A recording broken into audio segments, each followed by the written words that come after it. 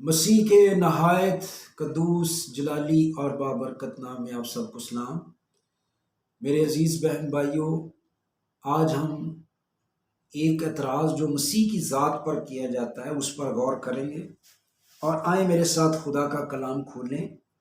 متی کی انجیل اس کا 5واں باب اور اس کی 17ویں آیت سے، یہ نہ سمجھو کہ میں توریت یا نبیوں کی کتابوں کو منسوخ کرنے آیا ہوں، منسوخ کرنے نہیں بلکہ پورا کرنے آیا ہوں، کیونکہ میں تم سے سچ کہتا ہوں جب تک کہ آسمان اور زمین ٹل نہ جائیں ایک نقطہ یا ایک شوشہ ہرگز نہ ٹلے گا، جب تک سب کچھ پورا نہ ہو جائے۔ بس جو کوئی ان چھوٹے سے چھوٹے حکموں میں سے کسی کو توڑے گا اور یہی آدمیوں کو سکھائے گا، وہ آسمان کی بادشاہی میں سب سے چھوٹا کہلائے گا، لیکن جو ان پر عمل کرے گا اور ان کی تعلیم دے گا وہ آسمان کی بادشاہی میں بڑا کہلائے گا۔ کیونکہ میں تم سے کہتا ہوں کہ اگر تمہاری راست بازی فقیہوں اور فریسیوں کی راست بازی سے زیادہ نہ ہوگی تو تم آسمان کی بادشاہی میں ہرگز داخل نہ ہوگے۔ اعتراض یہ کیا جاتا ہے کہ یسوع مسیح نے 17ویں آیت میں کہا کہ یہ نہ سمجھو کہ میں توریت یا نبیوں کی کتابوں کو منسوخ کرنے آیا ہوں بلکہ پورا کرنے آیا ہوں۔ جب اس پس منظر میں 21ویں آیت پڑھتے ہیں تو لکھا ہے، تم سن چکے ہو کہ اگلوں سے کہا گیا تھا خون نہ کرنا، اور جو کوئی خون کرے گا وہ عدالت کی سزا کے لائق ہوگا، لیکن میں تم سے کہتا ہوں اپنے بھائی پر غصے نہ ہو۔ پھر لکھا ہے، تم سن چکے ہو اگلوں سے کہا گیا تھا زنا نہ کرنا، لیکن میں تم سے کہتا ہوں۔ اعتراض کرنے والے کہتے ہیں کہ یسوع 17ویں آیت میں یہ کہہ رہے ہیں کہ میں توریت اور نبیوں کی کتابوں کو منسوخ کرنے نہیں آیا، لیکن آگے یسوع مسیح شریعت کو بدل رہے ہیں۔ اگلوں سے کہا گیا تھا خون نہ کرنا، لیکن میں تم سے کہتا ہوں غصہ نہ کرنا۔ اگلوں سے کہا گیا تھا زنا نہ کرنا، لیکن میں تم سے کہتا ہوں، یعنی لیکن میں تم سے کہتا ہوں، بٹ آئی سے ٹو یو۔ اس پر وہ کہتے ہیں کہ جب یسوع یہ کہہ رہا ہے کہ لیکن میں تم سے کہتا ہوں، تو یسوع یہاں شریعت میں تبدیلی پیدا کر رہے ہیں۔ میرے عزیزو، اس سے پہلے کہ ہم اس سوال کی طرف آئیں، اس کا تھوڑا سا بیک گراؤنڈ اس حوالے کا، یہ پہاڑی واز کا حصہ ہے۔ اگر آپ متی کی انجیل اس کے 5ویں، 6 اور 7ویں باب کو پڑھیں، جو کہ تمام عالمین کی نظر میں پہاڑی واز، لیکن حالانکہ وہ آگے تک بھی چلتا ہے تھوڑا، لیکن یہ ہماری بحث نہیں ہے۔ لیکن متی کی انجیل کا 5واں، 6 اور 7واں پہاڑی واز مسیح کا پہاڑی واز ہے، کیونکہ یہ تعلیم مسیح نے ایک پہاڑ پر بیٹھ کر اپنے شاگردوں کو دی۔ اس کے بارے میں عالمین کا متفقہ خیال ہے کہ یہ constitution of the heavenly kingdom ہے، یہ مسیح کی بادشاہی کا کانسٹیٹیوشن ہے، یہ مسیح کی بادشاہی کے قوانین ہے کہ آپ خدا کی بادشاہی کے اندر کس طرح زندگی گزاریں، کس طرح کا آپ کا چال چلن ہو، کس طرح آپ شریعت کو قبول کریں، کس طرح آپ شریعت پر عمل کرنے کی کوشش کریں، چھوٹے سے چھوٹے حکموں، اور اس کا مطلب ہے قابل عمل حکم۔ پھر خیرات کے بارے میں، پھر دعا کے بارے میں، روزے کے بارے میں مسیح خداوند نے پہاڑی واز میں اپنی شریعت، اپنا آئین بیان کیا۔ لیکن آپ غور کریں کہ یہاں یسوع مسیح شریعت کو ہرگز تبدیل نہیں کر رہے، نہ حکموں میں کوئی تبدیلی لا رہے ہیں، بلکہ خداوند یسوع مسیح اس کو پورا کر رہے ہیں۔ غور کریں، اب پہلی آیت ہے، یہ نہ سمجھو کہ میں توریت یا نبیوں کی کتابوں کو منسوخ کرنے آیا ہوں بلکہ پورا کرنے آیا ہوں، کیونکہ میں تم سے سچ کہتا ہوں جب تک آسمان اور زمین ٹل نہ جائیں ایک نقطہ یا ایک شوشہ توریت سے ہرگز نہ ٹلے گا۔ کیا اس آیت میں اور اگلی یسوع مسیح کی جو بات ہے کیا اس میں تضاد ہے؟ ہرگز نہیں۔ یہ ہماری سمجھنے کی، دراصل میں جب ہم بائبل مقدس کو انٹرپریٹ کرتے ہیں تو ہم اپنے ذہن کے مطابق کرتے ہیں۔ یونانی زبان کے دو الفاظ ہیں، ایک ہے ایسےجیٹ، اور ایسےجیٹ کا مطلب ہے باہر سے متن میں اپنے معنی ڈالنا، اور ایک ہے ایکسےجیٹ، اور ایکسےجیٹ کا مطلب ہے متن میں سے معنی باہر نکالنا۔ کاش ہم متن میں سے معنی باہر نکالیں، جو کلام کہہ رہا ہے وہ ہم آگے کریں بات، لیکن ہم اپنی باتیں بیچ میں امپوز کر رہے ہیں۔ غور کریں، تم سن چکے ہو کہ اگلوں سے کہا گیا تھا خون نہ کرنا، اور اگر کوئی خون کرے وہ عدالت کی سزا کے لائق ہوگا، لیکن میں تم سے کہتا ہوں جو کوئی اپنے بھائی پر غصے ہوگا وہ عدالت کی سزا کے لائق ہوگا، اور جو کوئی اپنے بھائی کو پاگل کہے گا وہ صدر عدالت کی سزا کے لائق ہوگا، اور جو اس کو احمق کہے گا وہ آگ کی جہنم کا سزاوار ہوگا۔ اس کے 3 لیول بتائے، لیکن میں صرف آپ کی توجہ اس بات پر دلانا چاہتا ہوں کہ یسوع اس بات کو پورا کر رہے ہیں، شریعت کی بات کو پورا کر رہے ہیں۔ تم سن چکے ہو کہ اگلوں سے کہا تھا خون نہ کرنا، لیکن یسوع نے کہا غصہ نہ کرنا۔ تو لوگ سمجھ رہے ہیں یسوع شریعت بدل رہا ہے، لیکن میں تم سے کہتا ہوں تو اپنے بھائی پر غصہ نہ کرنا۔ آپ مجھے بتائیں، جب کوئی بندہ قتل کرتا ہے پہلے قتل کرتا ہے کہ پہلے غصہ آتا ہے؟ غصہ قتل کا سورس ہے، غصہ قتل کی جڑیں ہیں، یعنی یسوع مسیح نے قتل کرنے کے گناہ کی جڑوں کی طرف اشارہ کیا کہ کوئی غصہ ہی نہیں کرے گا تو قتل کیسے کرے گا؟ تو مسیح نے کہا غصہ ہی نہ کرو۔ تو یسوع نے یہاں شریعت کو بدلا نہیں، بلکہ شریعت کی انٹرپریٹیشن کر رہے ہیں، اس کی توضیح کر رہے ہیں کہ ارے گناہ قتل کا کیوں ہوتا ہے، خون کیوں کیا جاتا ہے، کیونکہ انسان غصے میں آتا ہے، اور غصہ انسان کو اس لیول تک لے جاتا ہے کہ وہ انسان کو، اپنے ہی ہم شکل کو، اپنی ہی ذات کے انسان کو قتل تک کر دیتا ہے۔ پھر یسوع مسیح نے اس گناہ کی جڑوں کی طرف اشارہ کیا ہے کہ غصہ جو ہے وہ خون کرنے کا باعث بنتا ہے۔ اس لیے کلام میں افسیوں کے خط میں لکھا ہے غصہ تو کرو مگر گناہ نہ کرو۔ اور وہاں پر بھی کچھ لوگ اس آیت کو دے کر غصے کو پروموٹ کرتے ہیں۔ لوگ کہتے ہیں جی وہ اس کا مطلب ہے جی غصہ تو کرو مگر، پھر آگے نہیں بڑھتے۔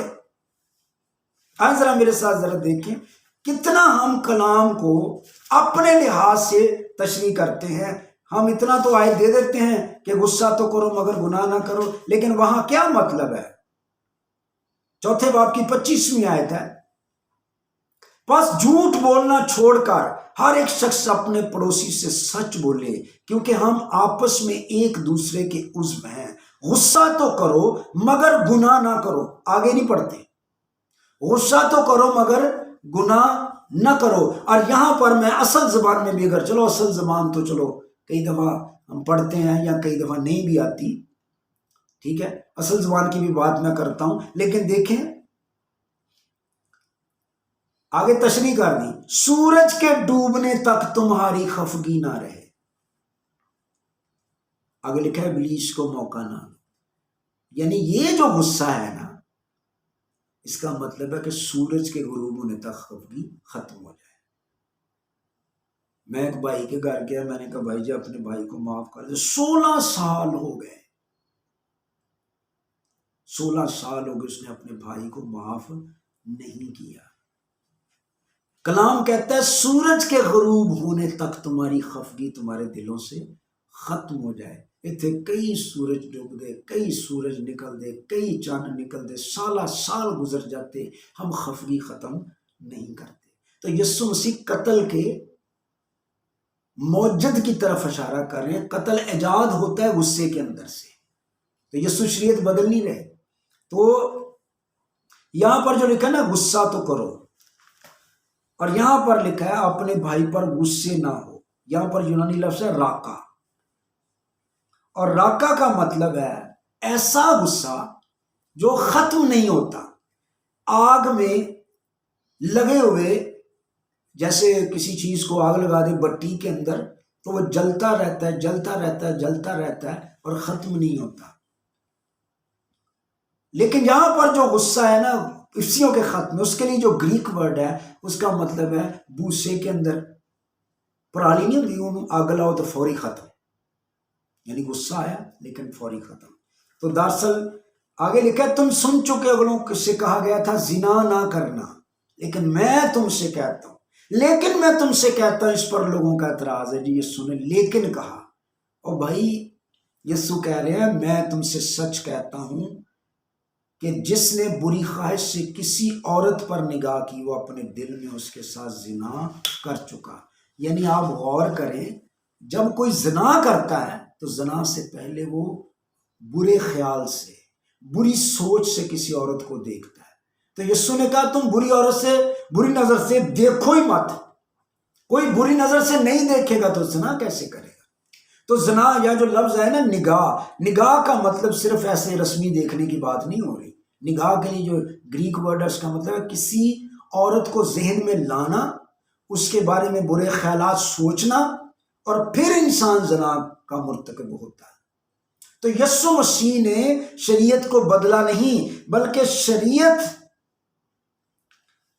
کی توضیح کر دی، اس کو اور واضح کر دیا کہ ہم خدا کے کلام، تو غصہ قتل کا موجب بنتا ہے، بری نظر سے دیکھنا زنا کا باعث بنتا ہے.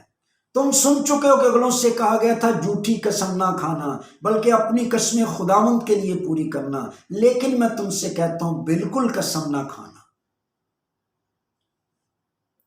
تو یسوع یہ کیا کہہ رہے ہیں کہ بالکل قسم نہ کھانا. تو جب ہم قسم کھانے کے، کیونکہ جو جھوٹا بندہ ہوتا ہے نا، یہودی کہاوت بھی ہے کہ جھوٹا سچ بولنے پر بھی جھوٹا سمجھا جاتا ہے کہ اعتبار نہیں ہوتا. جس کا اعتبار قائم ہو اس کو کہنے کی ضرورت نہیں بھائی مینوں کلام دی قسم ہے، مینوں انجیل دی قسم ہے، مینوں فلاں دی قسم ہے، کیونکہ اس کا اعتبار قائم ہے. اگر آپ کا اعتبار نہیں ہے تو تب آپ قسمیں کھاتے ہیں، لیکن اگر آپ کا اعتبار قائم ہے تو اس لیے یسوع مسیح نے کہا ہاں کی جگہ ہاں اور نہیں کی جگہ نہیں. یہ فارمولا دے دیا، بہت اتم فارمولا. ہاں کی جگہ ہاں اور نہیں کی جگہ نہیں. یس اور نو میں بڑی طاقت ہے. جب پاکستان بنا تو ٹوٹل 9 میٹنگز ہوئی اور وہاں پر قائد اعظم کے لیے آپشن تھا کہ وہ یس کرے یا نو کرے. 7 جگہ پر اس نے نو کہا اور 2 جگہ پر اس نے یس کہا. اگر 7 کی جگہ وہ 8 جگہ پر یس کر دیتا اور 1 کی جگہ 9 کی جگہ یس کر دیتا تو پاکستان نہ ہوتا. ہم کہاں یس کرتے ہیں، ہم کہاں نو کرتے ہیں، یہ بڑا ضروری ہے. جب ابلیس آپ کے پاس آتا ہے اور آپ کے دلوں میں خیال ڈالتا ہے، آپ اس کو یس کر رہے ہیں یا نو کر رہے ہیں. اگر آپ خداوند کو یس اور ابلیس کو نو کریں گے تو آپ کی زندگیوں میں خدا کی برکت آئے گی. تو ہاں کی جگہ ہاں اور نہیں کی جگہ نہیں. ایک یس اور نو آپ کی پوری زندگی کو بدل سکتی ہے، ایک یس یا نو آپ کی پوری زندگی کو تباہ بھی کر سکتی ہے. کہاں آپ نے یس کرنا ہے، کہاں آپ نے نو کرنا ہے. خدمت میں آپ کو خداوند نے بلایا ہے، اس کے لیے یس اور نو کرنا یہ بہت ضروری ہے. شادی کے معاملے میں یس اور نو کرنا بہت ضروری ہے. سوچیں ان باتوں پر. تو آج ہم صرف شادیاں کرتے ہیں شکلیں دیکھ کر، صورتیں دیکھ کر. تو شاید خدا کا کلام ہمیں، تو دراصل میں یہ لمبی بات ہے لیکن میں آپ کو یہ بات خدا کے کلام میں ثابت کر چکا ہوں کہ یسوع شریعت بدل نہیں رہے بلکہ غصہ قتل کرنے کا موجب.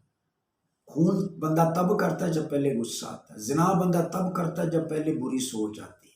تو یسوع نے ان گناہوں کی جڑوں کو اشارہ کیا، یعنی قتل کے گناہ کو جڑوں سے کاٹ دیا کہ غصے کو ختم کر دو، بری سوچ کو ختم کر دو، گندی نظر کو ختم کر دو، تو تمہاری زندگی میں گناہ نہیں آئے گا۔ یعنی جب انسان بری سوچ سوچتا ہے، آج لسٹ تھنگز ہمیں تباہ کر رہی ہیں، ہمیں برباد کر رہی ہیں۔ حسن نصار کی ایک سٹیٹمنٹ ہے کہ پوری دنیا میں گندا مواد سرچ کرنے میں پاکستان 1 نمبر پر ہے۔